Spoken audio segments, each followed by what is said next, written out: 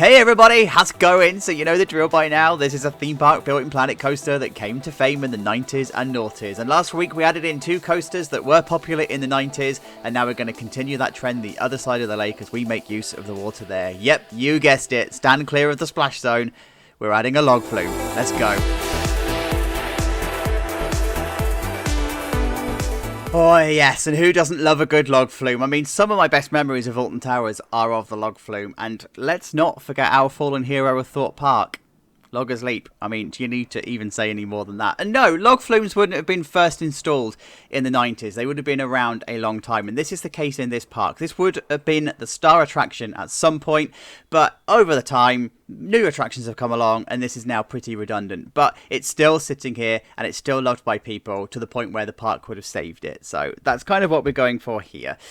And I'm letting you into some of my design thought processes here. Spoiler alert for next week, we've got a mine train coaster coming. The reason that I'm putting this here and I wanted you to see this is because this area at the top here and whatever is not going to be done, right? So I'm going to board this off and it's going to be hidden behind. But I wanted to let you know how this is going to be panning out. So what I'm doing here is I'm putting the brake run in and the lift hill in, so I know how it's going to interact with the log flume. And then of course the main course of the ride will be sort of like around this area here, and it'll interact with the log flume and stuff in different ways, right? So just wanted to let you know, a bit of a spoiler, names for next week. This is going to need a name. Off you go. Comments. Done. Right, so the actual log flume itself then.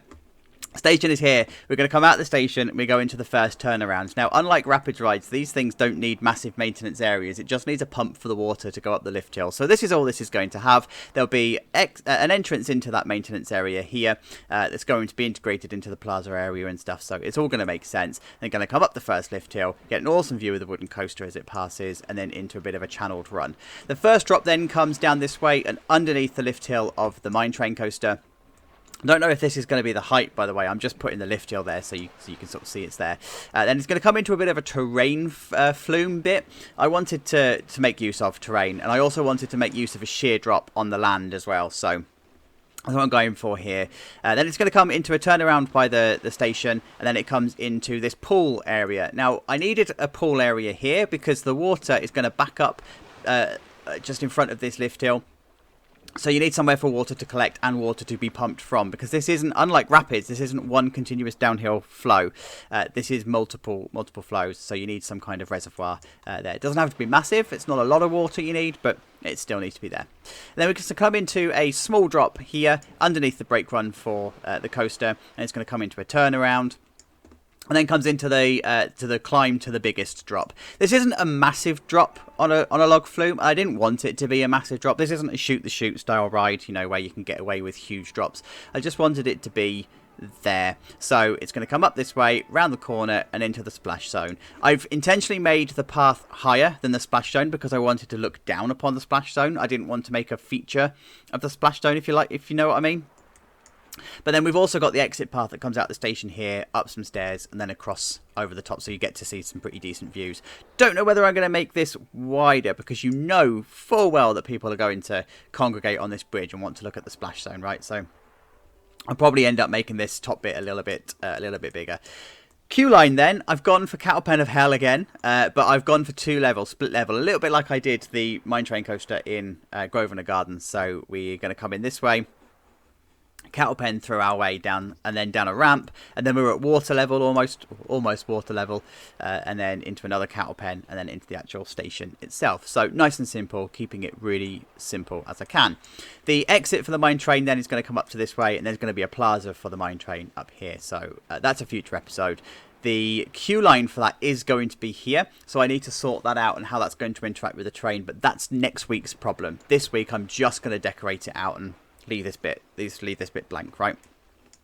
In terms of supporting stuff for the area then, we've got a shop that's going to go in here. I wanted to keep this relatively simple. It's a bit of a thoroughfare rather than a destination. So I've joined the path up from here. So we're now going to come around this way. Eventually we will also come underneath the wooden coaster here and come around this way, and then start to utilize this side of the lake and this side of the park. But again, that's future us problems.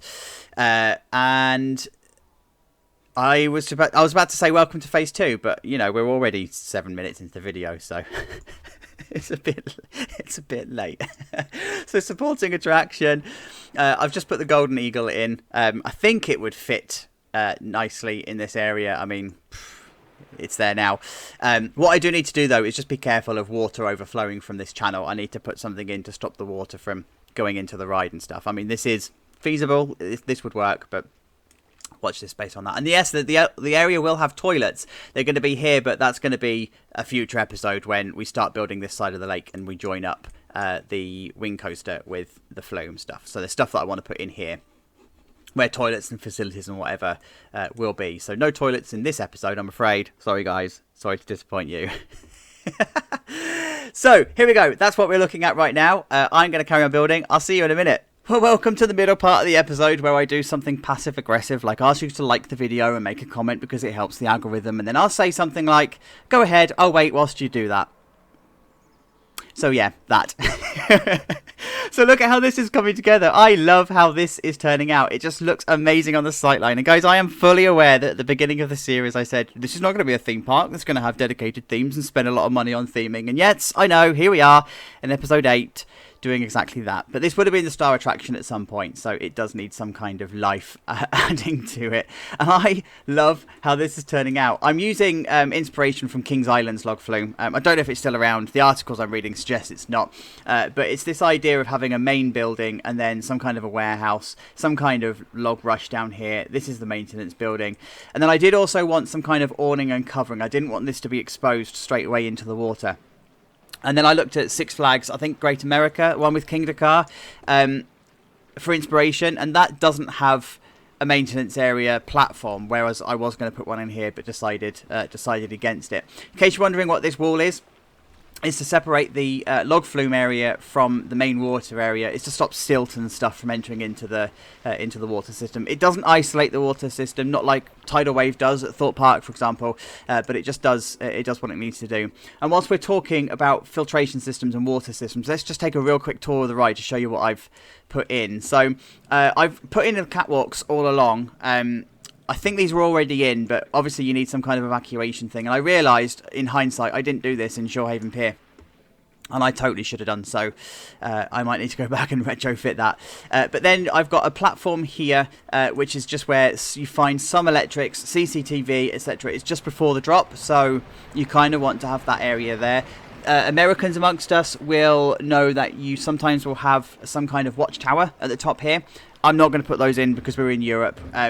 There may be someone stood there. There may be a watchtower. It's not beyond the realms of the possibility, but we're just not going to do that here, right? So that's fine. And we come into the drop, and then I've just put a custom water channel in here. I didn't want to use the in-game one. I probably should have done in hindsight, but I wanted this idea of having a custom water channel. It's pretty much the same shape, but I wanted it to be thinner because you're not catching a lot of water here because the splash is going to go up into the boat rather than out. So I just wanted that there. I need to put some pipes and stuff in. I need to put some safety netting, not netting, but like safety gridding and stuff all along here. And then this will then come along this way, and the water is nicely contained, right? So you don't need to have any kind of channels or anything like that. And then we're going to come into this drop, and I wanted this to be a particularly spectacular drop. So it is going to be covered on all sides, but I've just left one side uncovered so I can show you the makeup. Don't know if this is going to be structurally sound. Someone will tell me it's not, and we'll fight about it. But it is what it is. I wanted it to be an enclosed drop. It felt like you needed to be up at this point, heading towards the drop, and not actually being able to know how big the drop is. So that's why all the rocks are here, and that's why you've got the fake out drop here. So I kind of wanted to add a bit of excitement to the log flume in that respect. And then we come into the second trough here, and then you'll notice that down here I've actually put in some kind of drainage system. So this is because you are going to have water that's going to be leaving this drop, and it's going to be flowing, and it's going to have centrifugal if you're American. I think that's right. And the water's going to be flowing over the edge. So what I've done is I've actually put these barriers in. They're just Desk B. It's the return of Desk B. But ultimately what would happen is the water would slosh up against here, back into the trough, slosh against this one, back into the trough, and slosh against this one, back into the trough. And then by the time it's ready to leave the trough, it's then going into the lake rather than into the environment around. So if you have a look, there's just those. You see these on log flumes all the time. There could be some this side as well, but I've decided not to do them. And then just in case, I have put drains underneath here. So any water that does escape over the top of the troughs is then collected in here and it's pumped back into the lake down this way. So I'm making sure that that's all consistent. Then along here, I know we can't actually lower this side. We are dealing with a fixed trough size. But what I've done is I've just represented the gaps that you find in the flume troughs and stuff that allow water to flow over into lakes and stuff. So they're represented along this way. And then as we come to the bottom of this lift hill, you're going to find that there's a lot of water that would capture and gather in this area. So it'll then overspill into this channel, which then comes into this kind of filtration system, and then back into the lake if it's needed to, or up into the drop if that's needed to. Then it comes around into this way. It doesn't actually need anything here, as it turns out. It doesn't even need the plates as such, so we're good to go. But what I have done is another drainage system here to capture any water, because this is quite a tight bend. Because this one's not so tight, it will... Careful. Because it's not so tight, it doesn't need to have as much of a trough, whereas this one does.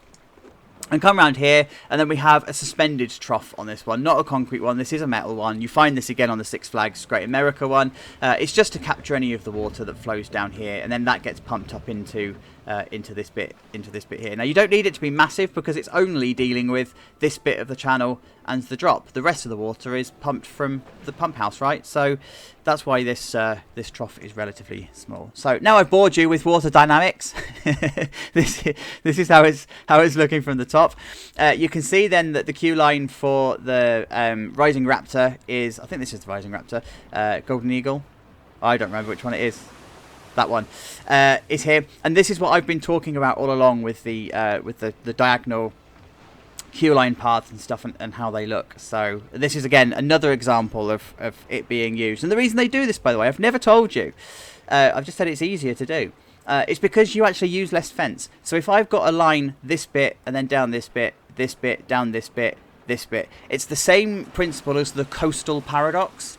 It's actually less fence if you just do a diagonal, and you end up buying less fence when you're doing your area. So kind of go for that.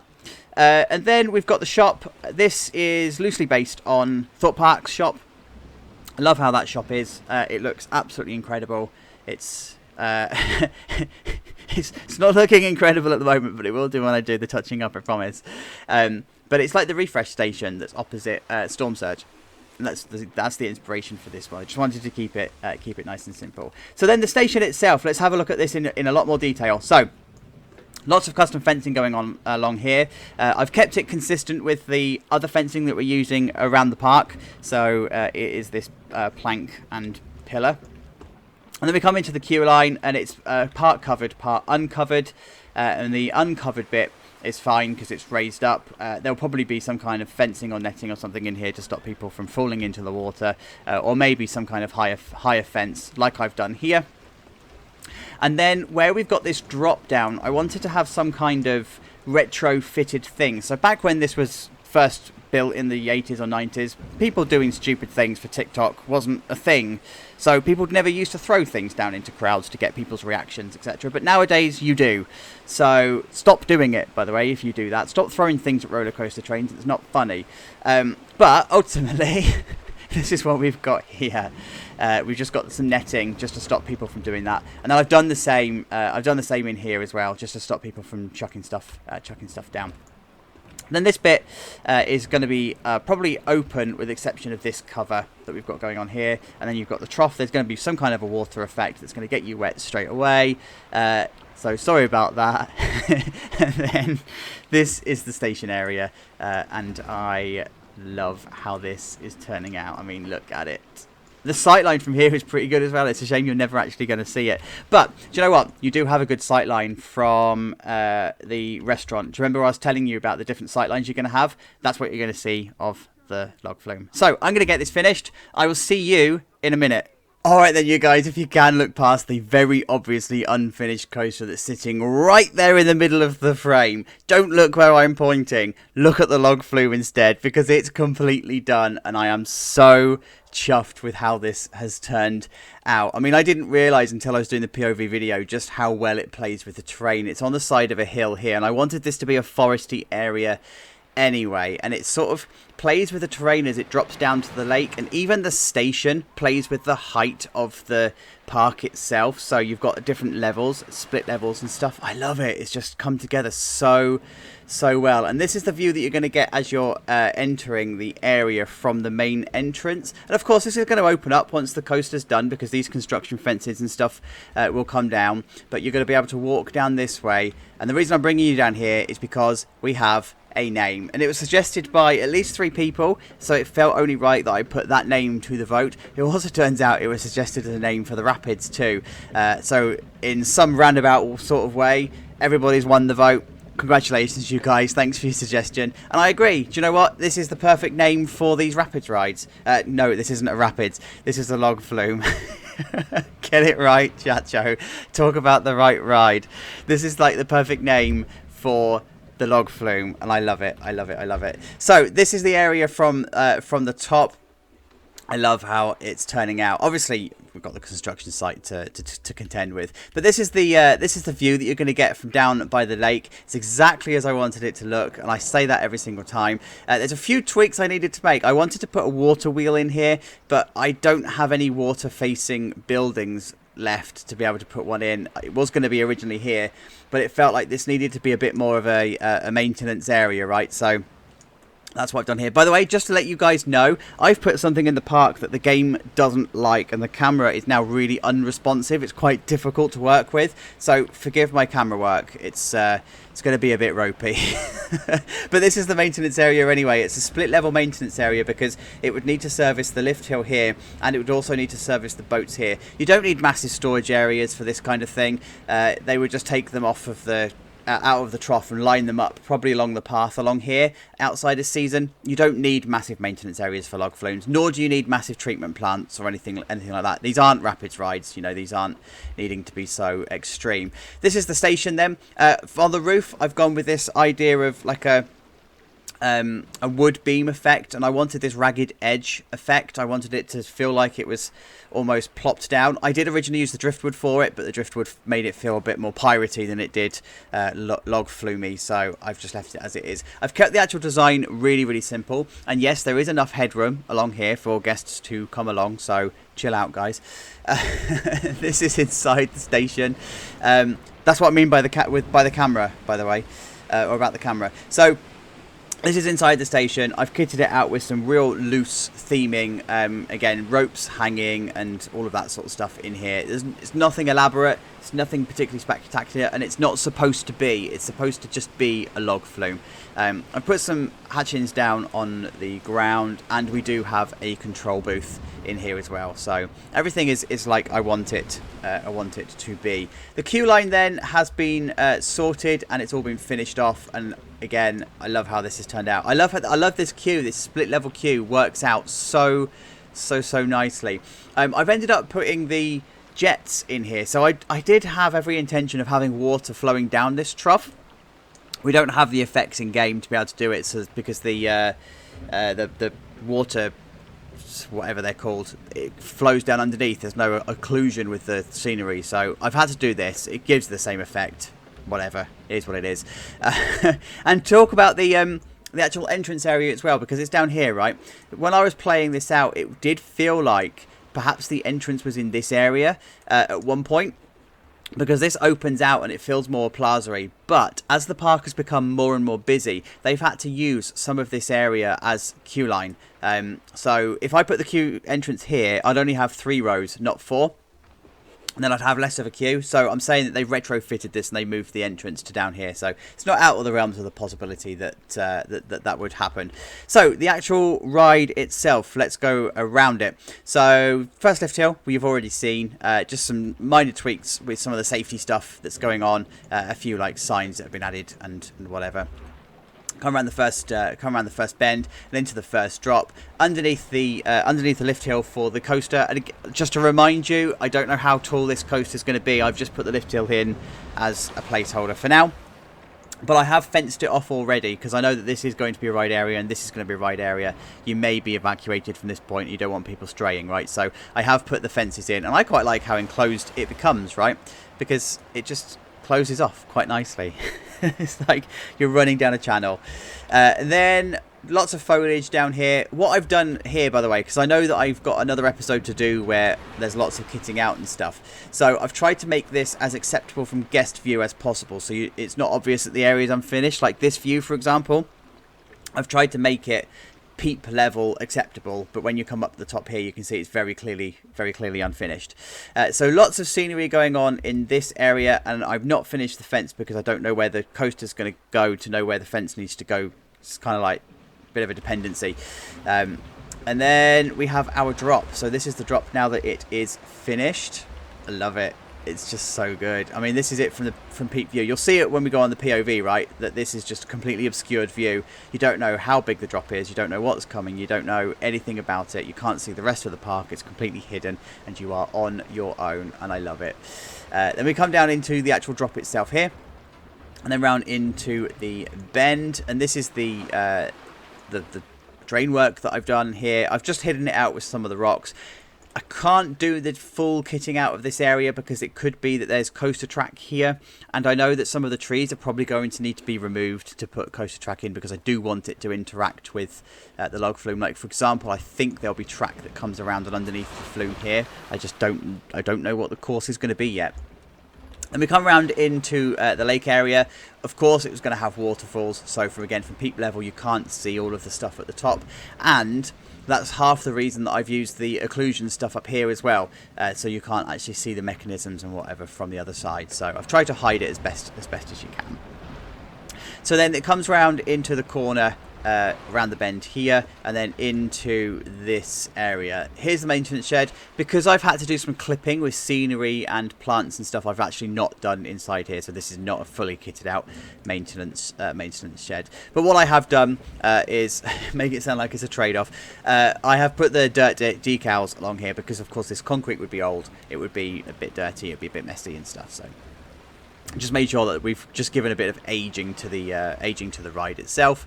Then into the lift hill, and then down into the next drop underneath the brake run for the mine train coaster, and then around this way. I wanted to have this one a little bit more overgrown, so that's why I've let the terrain clip through it. I will put some foliage and stuff in there, but I need to kit out the rest of the area first, so that will get done retrospectively. Then up into the final drop, and then this is the view of the final drop that you get from the path. I love the view of the rest of the park from this side, by the way. So you've got the first drop, you've got the last drop here, sorry. You've got the wing coaster, you can see the screaming swing, you can see the arrow. Oh, yes. Look. Such a beautiful view. I love it. Can you see the woody? I don't think you can see the woody. Oh, you can, just through the trees there. So some amazing sightlines that are developing in this park.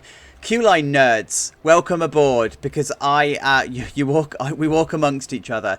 I love a good queue line. Love it. And I love how this one is. This feels like Chessington World of Adventures. This feels like Dragon's Fury at Chessington World of Adventures, and that's what I was going for.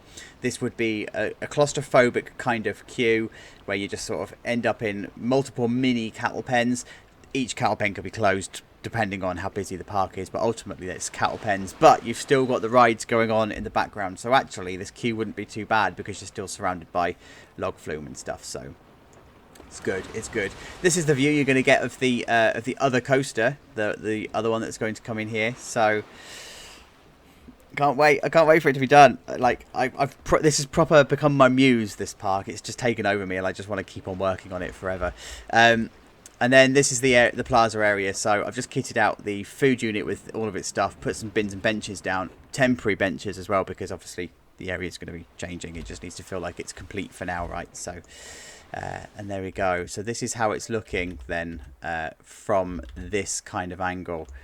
Oh, guys, it's just so good. Like I very rarely do I constantly gush over my work, but this is Yes, this is definitely the star attraction of the time, and it's well, whatever. Right, we're gonna go for a ride. Just like you know, the footage will be sped up because the true POV is like 6 minutes long, so I'm gonna speed it up slightly so it doesn't take so long because you guys just drop off and don't watch it anyway. So whatever. But thank you so much for getting to the end of the episode. As always, leave a like, leave a comment, leave your name suggestions for the coaster for next week in the comments below. I will see you next week. Please look after yourselves. Take care now. Bye bye.